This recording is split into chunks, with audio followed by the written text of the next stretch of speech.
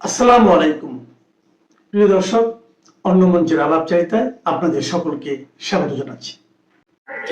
আসসালামু আলাইকুম। প্রধানমন্ত্রী তারেক রহমান ভারত যাচ্ছেন, মোটামুটি নিশ্চিত ভারত সফর করছেন। আমি পরশুদিন, ঈদের আগের দিন আপনাদেরকে এক আলোচনায় আমি বলেছিলাম যে আমি মোটামুটি ধারণা করতে পারছি যে বাংলাদেশের প্রধানমন্ত্রী, নতুন প্রধানমন্ত্রী, জীবনে প্রথমবার তিনি গুরু দায়িত্ব নিয়েছেন তারেক রহমান, বিএনপি চেয়ারম্যান।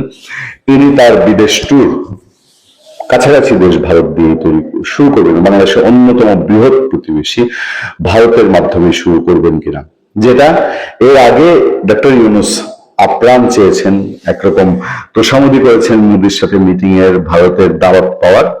ইউনূস যতই ভারত বিরোধিতা করেছে, দেখিয়েছে ভারতের সাথে অবনতি করেছে, সম্পর্ক নষ্ট করেছে, স্বার্থ আদায় করেছে নিজের, অন্য দেশ থেকে ভারতের সাথে বিরোধিতা করে, কিন্তু ভারতের অ্যাপয়েন্টমেন্ট পায়নি।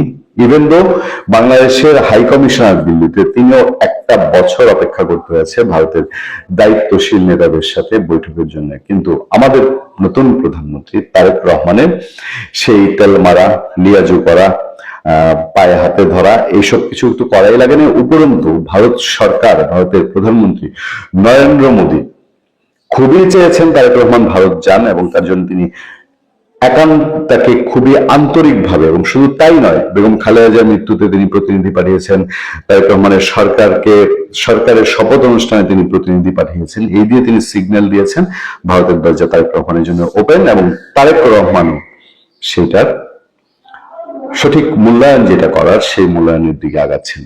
মোদী সরকারের সেই পজিটিভ আচরণ, বিএনপি সরকারকে মূল্যায়ন করা, বেগম খালেদা জিয়ার মৃত্যুর শোকে পাশে দাঁড়ানো, বিএনপি সরকারকে গ্রহণ করে নেওয়া, এগুলো একটি প্রত্যুত্তর তারেক রহমান নরেন্দ্র মোদীকে একটি চিঠিতে দিয়েছেন, এবং সেই চিঠিতে কিছুটা আবেগের স্থান আছে। আমাদের দুই দেশের যে অকৃত্রিম বন্ধুত্ব, সেটার একটা প্রতিচ্ছবি আছে। আমি সেটা একটু আপনাদেরকে আগে জানিয়ে নিই, তারপরে আমি বলবো তারেক রহমানের যাওয়াটা নিয়ে কোন প্রক্রিয়ার মধ্যে আছে। এটি একটি সরকারি চিঠি, যেখানে মানে যে যদি অনুবাদ করা হয় চিঠিটি, আমরা যে চিঠিটি আপনাদেরকে দেখাচ্ছি, সেই চিঠিটা অনুবাদ করলে, চিঠিটা দেওয়া হয়েছিল গত 26 ফেব্রুয়ারি, মানে বিএনপি সরকার ক্ষমতা গঠনের সরকার গঠনের এক সপ্তাহ পরেই নরেন্দ্র মোদীকে ধন্যবাদ জানিয়েছেন, যে এটা এতদিন সামনে আসেনি। সেই চিঠিটি অনুবাদে দাঁড়ায় যে, বাংলাদেশের প্রধানমন্ত্রী হিসেবে দায়িত্ব গ্রহণ উপলক্ষে আপনার উষ্ণ ও আন্তরিক শুভেচ্ছা বার্তার জন্য আমি আমার আন্তরিক কৃতজ্ঞতা জানাই। তারেক রহমান নরেন্দ্র মোদীকে লিখছেন, আমাদের নতুন সরকারের শপথ গ্রহণ অনুষ্ঠানে আপনার প্রতিনিধি হিসেবে লোকসভার মাননীয় স্পিকারকে পাঠানোর জন্য আপনার সদয় উদ্যোগের কথা আমি কৃতজ্ঞতার সঙ্গে স্মরণ করছি। আমাদের দুই দেশের মধ্যে ঐতিহাসিক ও দীর্ঘদিনের সম্পর্কে আপনার সদয় প্রতিফলনকে আমি গভীরভাবে মূল্যায়ন করি। ইতিহাস, সংস্কৃতি ও ভৌগোলিক বাস্তবতায় গড়ে ওঠা ভারতের সঙ্গে বাংলাদেশের সম্পর্ককে আমরা অত্যন্ত গুরুত্ব দিই। আমাদের দুই দেশের জনগণের মধ্যে উল্লেখযোগ্য মিল রয়েছে, এবং তারা গভীরভাবে প্রথিত বন্ধনে আবদ্ধ, যেটা ইউনূস সরকার বারবার অস্বীকার করে গেছে। আমাদের সরকার একটি শক্তিশালী জনসমর্থন নিয়ে দায়িত্ব গ্রহণ করায় আমরা মর্যাদা, সমতা, পারস্পরিক আস্থা ও শ্রদ্ধার ভিত্তিতে ভারতের সঙ্গে সম্পর্ক সম্পৃক্ততায় আরো এগিয়ে নিতে চাই। আমি বিশ্বাস করি, ঢাকা ও দিল্লি যদি সাধারণ মানুষের কল্যাণে ফলপ্রসূ উপায়ে বিভিন্ন বিষয়ের সমাধান করতে পারে, তবে আমাদের দুই দেশের অভিন্ন স্বার্থে অনেক কিছু অর্জন করতে পারবে। আপনার উন্নত ভারত 2047 ভিশনের কথা মাথায় রেখে আমি আশাবাদী যে আমরা একসঙ্গে শান্তি, সম্প্রীতি, স্থিতিশীলতা ও সমৃদ্ধি নিশ্চিত করতে আমাদের সহযোগিতামূলক কার্যক্রম নতুনভাবে জোরদার করতে পারব। মাননীয়, আমাকে ভারত সফরের জন্য আপনার আন্তরিক আমন্ত্রণের জন্য আমি ধন্যবাদ জানাই। তারেক রহমান বলছেন যে ভারত সফরের জন্য নরেন্দ্র মোদীকে তিনি আন্তরিক ধন্যবাদ জানাচ্ছেন। পারস্পরিক সুবিধাজনক সময়ে সফর করার এবং তাৎপর্যজনক আলোচনায় অংশ নেওয়ার জন্য আমি আগ্রহের সঙ্গে অপেক্ষা করছি। আমার পরিবারের প্রতিও আমন্ত্রণ জানানোর জন্য আপনার সৌজন্যে আমি আন্তরিকভাবে কৃতজ্ঞতা জানাই। এই সুযোগ, মাননীয়, আপনার সুস্বাস্থ্য ও অব্যাহত সাফল্য কামনা করছি এই সুযোগে, পাশাপাশি ভারতের জনগণের অগ্রগতি ও কল্যাণ কামনা করছি। এটি তো হওয়ার কথা। এবার আসুন তারেক রহমানের সফর কোন পর্যায়ে রয়েছে। ইতিমধ্যে আপনারা জানেন যে বাংলাদেশের হাই কমিশনার রিয়াদ আব্দুল্লাহ, তিনি ভারতের পররাষ্ট্রমন্ত্রী জয়শঙ্করের সঙ্গে দেখা করেছেন, এবং সেখানেও ইতিমধ্যে প্রধানমন্ত্রী তারেক রহমানের ভারত সফরের ইস্যুটি আলোচনা হয়েছে বলে আমরা সংবাদ মাধ্যম থেকে এবং সোশ্যাল মিডিয়া থেকে আমরা জানতে পেরেছি। তার বাইরে আরেকটি গুরুত্বপূর্ণ সফর আসতে যাচ্ছে 8 মার্চ। বাংলাদেশের পররাষ্ট্রমন্ত্রী, প্রভাবশালী পররাষ্ট্রমন্ত্রী, গত প্রায় 2 বছরের খলিলুর রহমান, তিনি মরিসাসে একটা প্রোগ্রামে যাবেন। সেই প্রোগ্রামে যাওয়ার পথে বাংলাদেশের পররাষ্ট্রমন্ত্রী খলিলুর রহমানের দিল্লি হয়ে যাওয়ার কথা রয়েছে, এবং পররাষ্ট্রমন্ত্রী দিল্লি সফর প্রায় চূড়ান্ত। এবং সেই সফরে ভারতের পররাষ্ট্রমন্ত্রী জয়শঙ্কর, ভারতের নিরাপত্তা উপদেষ্টা অজিত দোভাল সহ ভারতের উচ্চ পদস্থ কর্মকর্তাদের সঙ্গে বাংলাদেশের পররাষ্ট্রমন্ত্রী খলিলুর রহমানের বৈঠকের সম্ভাবনা রয়েছে।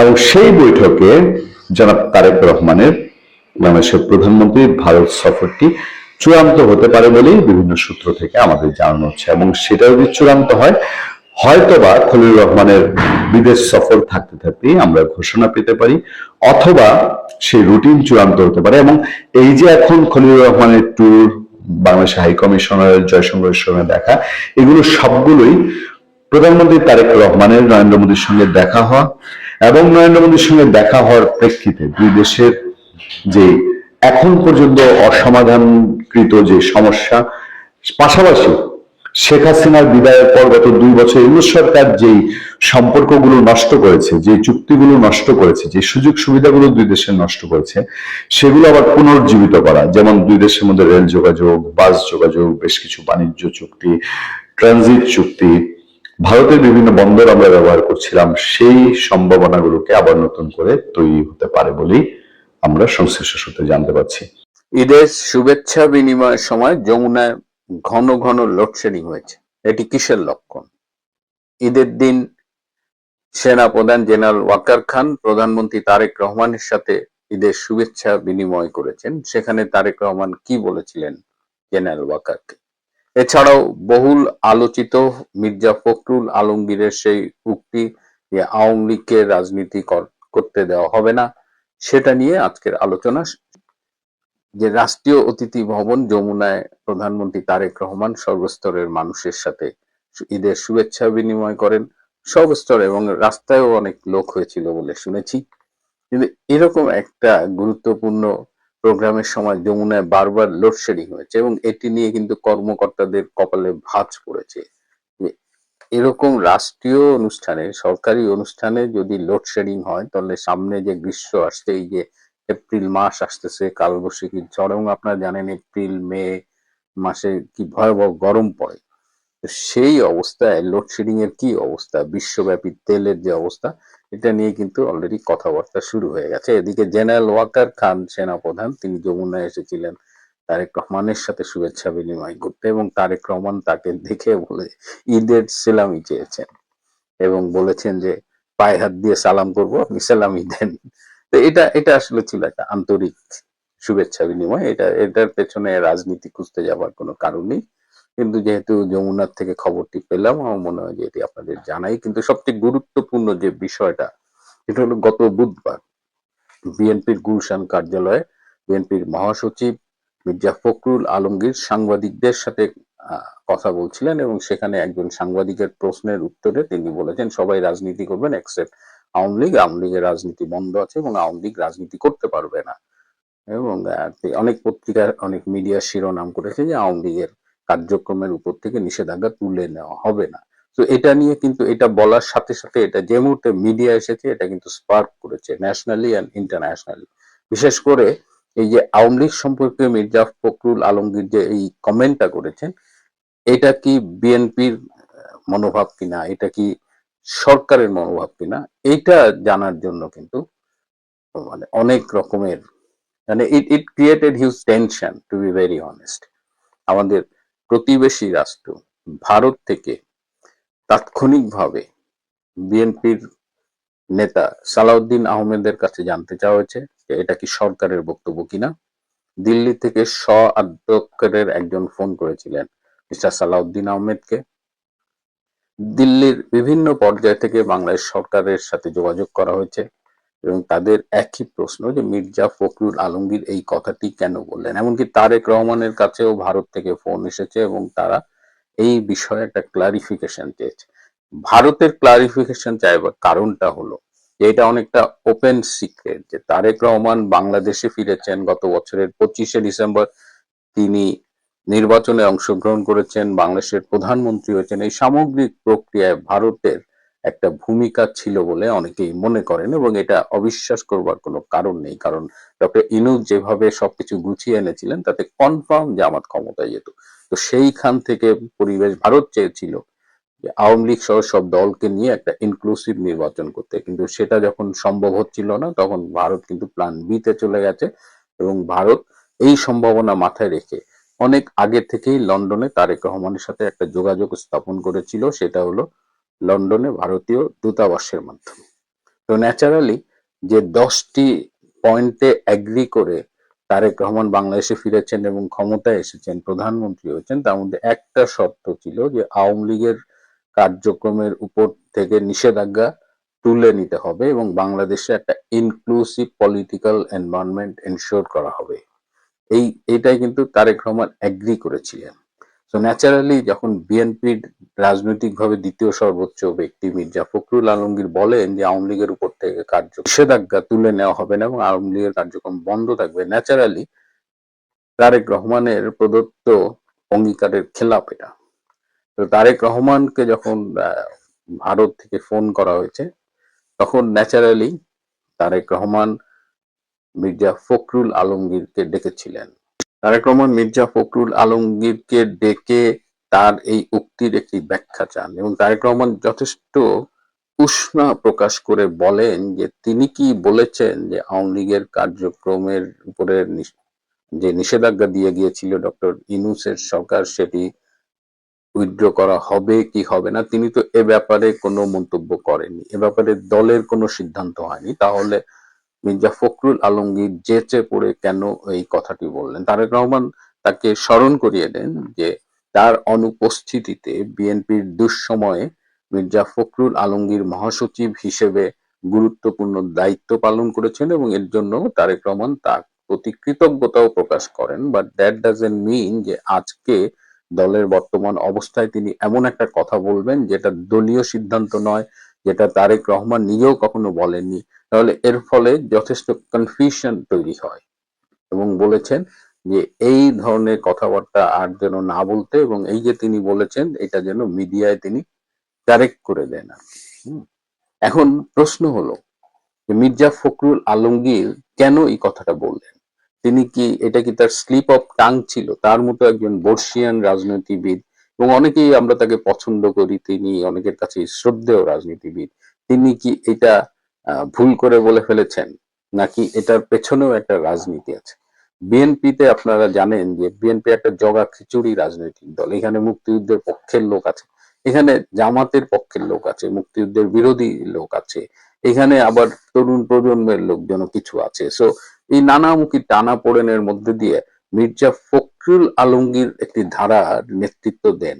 তিনি যদিও বিএনপির মহাসচিব, তারপরেও বিএনপির যে বিভিন্ন ফ্যাকশন আছে তিনি সেই ফ্যাকশনটির নেতৃত্ব দেন যারা মূলত পাকিস্তানপন্থী। কারণ আপনারা জানেন যে মির্জা ফখরুল আলমগীরের বাবা, হ্যাঁ, ওনাকে সবাই ঠাকুরগাঁয়ের চখা রাজাকার বলতেন, মির্জা রুহুল আমিন সম্ভবত। তো তিনি কিন্তু পাকিস্তান আমলে বিখ্যাত রাজাকার ছিল এবং স্বাধীনতার বিরোধিতা করেছিলেন। তো সেই রাজনৈতিক উত্তরাধিকার মির্জা ফখরুল আলমগীর বহন করেন এবং তিনি চান না যে আওয়ামী লীগ রাজনীতিতে ফিরে আসুক। এবং যেহেতু পাকিস্তানপন্থী, যেহেতু মুক্তিযুদ্ধের বিরোধিতা করেন তিনি এবং বিএনপির ওই ধারার অন্যতম নেতা, সেহেতু তিনি আওয়ামী লীগ ফিরে আসলে মনে করেন যে এটা বিএনপির রাজনীতির জন্য একটা থ্রেট হতে পারে। তো এই কারণেই তিনি এটা বলেছেন, এটা বলে তিনি বাজার অ্যাসেস করেছেন, কিন্তু তিনি বুঝতে পারেনি যে এইটা ন্যাশনাল এবং ইন্টারন্যাশনাল রিপারকেশনটা এত তীব্র হবে।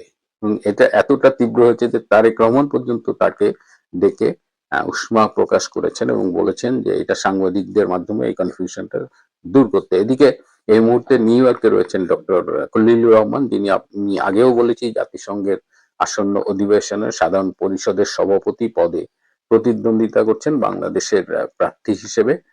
তিনি আবার এই ঘটনায় কিন্তু সাথে সাথে ভারতে যোগাযোগ করেছেন এবং তিনি বলেছেন তিনি বাংলাদেশে ফেরার পথে দিল্লি হয়ে আসতে চান এবং দিল্লি পররাষ্ট্রমন্ত্রী জয়শঙ্করের সাথে তিনি বৈঠক করতে চান, এই ব্যাপারটা নিয়ে যে কনফিউশন অ্যারাইজ করেছে সেটা দূর করার জন্য। কারণ এইটার ইম্প্যাক্ট কিন্তু সামাজিকভাবে বাংলাদেশের ভেতরেও পড়েছে।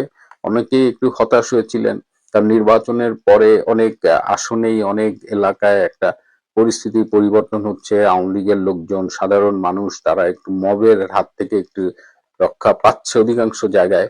তাদের মধ্যে একটা হাঁপ ছেড়ে বাঁচবার মতো একটা পরিবেশ লক্ষ্য হচ্ছে। ঠিক এই মুহূর্তে মির্জা ফখরুল আলমগীরের স্টেটমেন্টটা কিন্তু রাজনীতিতেও একটা কুয়াশা তৈরি করেছে, এবং অনেকেই বলছেন যে যে ভারতের সাথে আন্ডারস্ট্যান্ডিং এর মাধ্যমে তারেক রহমান ক্ষমতায় আসলো, অলরেডি বিএনপি এবং তারেক রহমান সেখান থেকে পল্টি দিয়েছে। এবং তারা উদাহরণ হিসেবে দেখা যাচ্ছে, এই যে মহাসচিব মির্জা ফখরুল বললেন যে আওয়ামী লীগের নিষেধাজ্ঞা তারা তুলে নেবেন না, অথচ ভারতের সাথে যেসব আন্ডারস্ট্যান্ডিং এ তিনি এসেছেন শুধু আওয়ামী লীগের কার্যক্রমের উপর থেকে নিষেধাজ্ঞা প্রত্যাহারই না, আইসিটির এই যে অবৈধ অংশ, এই অংশটুকু সরিয়ে ফেলা, শেখ হাসিনা সাজা বাতিল করা, এরকম আরো মোট 10টা শর্তে রাজি হয়ে তারেক রহমান বাংলাদেশে এসেছেন, বাংলাদেশের রাজনীতিতে ফিরে এসেছেন এবং প্রধানমন্ত্রী পর্যন্ত হয়েছেন। সুতরাং এই জায়গায় এখন আমাদের সতর্ক থাকতে হবে। আমরা যেটা করব, আমরা আসলে দেখব এই যে ঈদের পরে সংসদের অধিবেশনটা চলবে, এবং সেখানে আমরা দেখব যে তারেক রহমান যে শর্তে বাংলাদেশের রাজনীতিতে ফিরেছেন এবং প্রধানমন্ত্রী হয়েছেন, সেই শর্তগুলো মেনে চলবেন নাকি পোল্টি দেবেন, এবং পোল্টি দিলে সেটি কি তারেক রহমান, বর্তমান সরকার এবং বিএনপির রাজনীতির জন্য শুভ কোনো বার্তা বয়ে আনবে কিনা, তার জন্য আমাদের অপেক্ষা করতে হবে। ঈদে বিদেশি কূটনীতিককে পেছন থেকে জড়িয়ে ধরা নিয়ে বিতর্কের মুখে পড়েছেন বাংলাদেশ জামাত ইসলামের আমির ও বিরোধী দলীয় নেতা ডক্টর শফিকুর রহমান। এ সংক্রান্ত একটি ভিডিও সামাজিক যোগাযোগ মাধ্যমে ছড়িয়ে পড়েছে। বিষয়টি নিয়ে অনেকে নানা ট্রল করছেন। এমন ট্রলের মধ্যে বিনা মেঘে বজ্রপাতের মতোই দলটির জন্য একটি খবর এসেছে মার্কিন মুলুক থেকে। মার্কিন এক কংগ্রেসম্যান 1971 সালে বাংলাদেশের স্বাধীনতা যুদ্ধে গণহত্যার সহায়তাকারী হিসেবে জামাত ইসলামের বিচার দাবি করে ঐতিহাসিক এক প্রস্তাব তুলেছেন। মার্কিন ডেমোক্রেটিক পার্টির কংগ্রেসম্যান গ্রেগ ল্যান্সম্যানের তোলা এই প্রস্তাবটিতে 1971 সালে বাংলাদেশের স্বাধীনতা যুদ্ধের সময় সংঘটিত নৃশংসতাকে গণহত্যা হিসেবে স্বীকৃতি দেওয়ার দাবি জানানো হয়েছে। সেই সাথে জামাত ইসলামীকে সেই অপরাধের জন্য দায়ী করে বিচারের মুখোমুখি করার আহ্বান জানানো হয়েছে। 21শে মার্চ মার্কিন পার্লামেন্টের নিম্নকক্ষ হাউজ অব রিপ্রেজেন্টেটিভসে প্রস্তাবটি তোলেন ডেমোক্রেটিক পার্টির কংগ্রেসম্যান গ্রেগ ল্যান্সম্যান। প্রশ্ন হলো, বাংলাদেশের ত্রয়োদশ জাতীয় সংসদ নির্বাচনে 1 নম্বর বিরোধী দল হওয়ার পরপরই কেন মার্কিন পার্লামেন্টে জামাতের বিরুদ্ধে এমন ঐতিহাসিক প্রস্তাব তোলা হলো? এটি কি শুধু একটি প্রস্তাব, নাকি এর পেছনে দক্ষিণ এশিয়ার ভূ রাজনীতির কোনো সম্পর্ক আছে? এই ধরনের প্রস্তাবের পরিণতি ও গুরুত্ব কি? বিশেষ করে অতীতে বিশ্বের আর কোন দেশের রাজনৈতিক দলগুলোর বিরুদ্ধে এমন প্রস্তাব আনা হয়েছিল কি না, যার কারণে ওই দলগুলো বেকায়দায় পড়েছিল? বাংলাদেশের মুক্তিযুদ্ধে গণহত্যার ভয়াবহতা বিশ্বের যে কোনো বিবেকবান মানুষকে নাড়া দিতে বাধ্য। এই গণহত্যা কতটা ভয়াবহ ছিল তার বড় একটি প্রমাণ পাওয়া যায় পাকিস্তানের সাবেক পররাষ্ট্রমন্ত্রী গওহর আইয়ুবের লেখা glimpses into the corridor of power বইয়ে। পাকিস্তানের সাবেক প্রেসিডেন্ট ফিল্ড মার্শাল আইয়ুব খানের ব্যক্তিগত ডায়েরি থেকে একটি লেখা সংগ্রহ করেছিলেন গওহর আইয়ুব। সেখানে যা লেখা ছিল সেটি বললে আপনার গা শিউর উঠবে। লেখা ছিল, যুদ্ধের 1 বছর পরে পাকিস্তানের রাওয়ালপিন্ডির একটি সামরিক হাসপাতালে এক তরুণ পাকিস্তানি অফিসারকে আনা হয় মানসিক চিকিৎসার জন্য। সেই তরুণ অফিসার যুদ্ধ শেষে পাকিস্তান ফিরে যাওয়ার পর গুরুতর মানসিক রোগে আক্রান্ত হন। যুদ্ধের কথা মনে হলেই তার পুরো শরীরে খিঁচুনি দিয়ে জ্বর উঠত। ঘুমোতে গেলে দুঃস্বপ্নে ভেঙে যেত ঘুম। কেউ যেন তাকে বলতো ফিরে যেতে হবে বাংলাদেশে, সেখানে থাকা হিন্দুদের মাটির সঙ্গে মিশিয়ে দিতে হবে, নয়তো তার মুক্তি নেই। মূলত দিনের পর দিন ওই অফিসারের নির্দেশে গ্রামের পর গ্রাম জ্বালিয়ে দিয়েছিল পাকিস্তানি সেনারা। পুরো মুক্তিযুদ্ধে তিনি একাই হত্যা করেছিলেন 14,000-এর বেশি নিরীহ মানুষকে। পরে তিনি মানসিক ভারসাম্য হারিয়ে ফেলেন। দর্শক, 1971 সালের মহান মুক্তিযুদ্ধে পাক হানাদার বাহিনী আর তাদের এদেশীয় দোসররা পুরো বাংলাদেশ জুড়ে নির্বিচারে গণহত্যা চালিয়েছিল। 1972 সালের 11 ফেব্রুয়ারি বাংলাদেশ অবজারভার পত্রিকায় প্রকাশিত একটি প্রতিবেদনে দিনাজপুর টিএনটি অফিসের একটি টর্চার সেলের বিবরণ পাওয়া যায়। প্রতিবেদনটিতে লেখা ছিল, দিনাজপুরের টিএনটি অফিসের একটি টর্চার সেলে প্রায় 20,000 বাঙালিকে নির্যাতন করেছিল পাকিস্তানি সেনারা। সেলের মেঝেতে 3 ইঞ্চি পুরো রক্ত জমাট বেঁধেছিল। মুক্তিযুদ্ধের গণহত্যার কথা বলতে গেলেই উঠে আসে খুলনার চুকনগর গণহত্যার কথা। মুক্তিযুদ্ধের ইতিহাসে স্বল্প সময় কোন একটি স্থানে সবচেয়ে বড় গণহত্যা ছিল একটি। চুকনগর ছিল খুলনায় ডুমুরিয়া উপজেলার আটলিয়া ইউনিয়নের একটি গ্রাম। 1971 সালের 20 মে মাত্র 1 প্লাটুন পাকিস্তানি সেনা 4 ঘন্টায় ব্রাশ ফায়ার করে হত্যা করে অন্তত 12,000 নিরীহ মানুষকে। আসলে এই গণহত্যায় এর চেয়ে বেশি মানুষ নিহত হয়েছিলেন। চুকনগরের পাশে বজ্রা নদীর পানিতে লাশ ভাসিয়ে দেওয়ায় নিহতের প্রকৃত সংখ্যা পাওয়া যায়নি। স্থানীয়ভাবে সঠিক সংখ্যা জানাও যায়নি, কারণ ওই গণহত্যায় শহীদদের বেশিরভাগ চুকনগর, ডুমুরিয়া বা খুলনার বাসিন্দা ছিলেন না। ঢাকার গণহত্যাগুলো ছিল বড় আকারের। এসব গণহত্যার মধ্যে প্রথমেই বলতে হয় জিঞ্জিরা গণহত্যার কথা। 1971 সালের 2 এপ্রিল ভোর 5:30টায় শুরু হওয়া এই গণহত্যা থেমেছিল দুপুর 2:30টায়। জিঞ্জিরা গণহত্যায় শহীদ হয়েছিলেন 2,000-এর বেশি নিরীহ মানুষ। মুক্তিযুদ্ধে ঢাকার মধ্যে সবচেয়ে বেশি নৃশংসতা দেখেছে মিরপুর। মুক্তিযুদ্ধের সময় মিরপুর যেন এক পাক হানাদার বাহিনী ও তাদের এদেশীয় দোসর আলবদর আল শামস আর রাজাকারদের জলজান্ত এক কসাইখানা ছিল। এই মিরপুরে পাকিস্তানপন্থী বিহারি ও অবাঙ্গালীরা গড়ে তুলেছিল অসংখ্য টর্চার সেল, ছিল বধ্যভূমি। মিরপুরে বধ্যভূমি ছিল 23টি। এর মধ্যে সবচেয়ে ভয়াবহ ছিল শিয়ালবাড়ি বধ্যভূমি। এই জঙ্গলে হাজার হাজার মানুষকে কুপিয়ে হত্যা করা হয়। বর্তমানে প্রাথমিক ও গণশিক্ষা ভবন থেকে কমার্স কলেজ যেতে যে কালভার্টটি পড়ে, সেখানে স্বাধীনতার পরে পাওয়া গিয়েছিল 60 বস্তা মাথার খুলি। মুক্তিযুদ্ধের সময় পাকিস্তানি বাহিনী চালানো এসব হত্যাযজ্ঞকে গণহত্যা হিসেবে মূল্যায়ন করার একটি প্রস্তাব উঠেছে মার্কিন কংগ্রেসে। শুক্রবার পার্লামেন্টের নিম্নকক্ষ হাউজ অব রিপ্রেজেন্টেটিভসে প্রস্তাবটি তোলেন ডেমোক্রেটিক পার্টির কংগ্রেসম্যান গ্রেগ ল্যান্ডসম্যান। ওয়াহিও থেকে নির্বাচিত এই আইন প্রণেতা তার প্রস্তাবে বলেছেন, হত্যাযজ্ঞে সহায়তা করার জন্য জামাত ইসলামীকে বিচারের মুখোমুখি করতে হবে। তিনি বাংলাদেশের ধর্মীয় সংখ্যালঘুদের সুরক্ষা নিশ্চিত করার আহ্বান জানিয়েছেন। দেখে আসি সেই প্রস্তাবে কি বলা হয়েছে। প্রস্তাবে বলা হয়েছে, 1947 সালের আগস্টে ভারত ব্রিটিশ শাসনের অবসান ঘটে। ভারত ও পাকিস্তান নামে দুটি স্বাধীন সার্বভৌম রাষ্ট্র গঠিত হয়েছিল। পাকিস্তানের মধ্যে পশ্চিম পাকিস্তান এবং পূর্ব পাকিস্তান অন্তর্ভুক্ত ছিল, যা তখন পূর্ববঙ্গ নামে পরিচিত ছিল। 1970 সালে অনুষ্ঠিত জাতীয় নির্বাচনে শেখ মুজিবুর রহমানের নেতৃত্বে আওয়ামী লীগ পূর্ব পাকিস্তানের স্বায়ত্তশাসনের ইস্তিহার নিয়ে সংসদে সংখ্যাগরিষ্ঠতা অর্জন করে।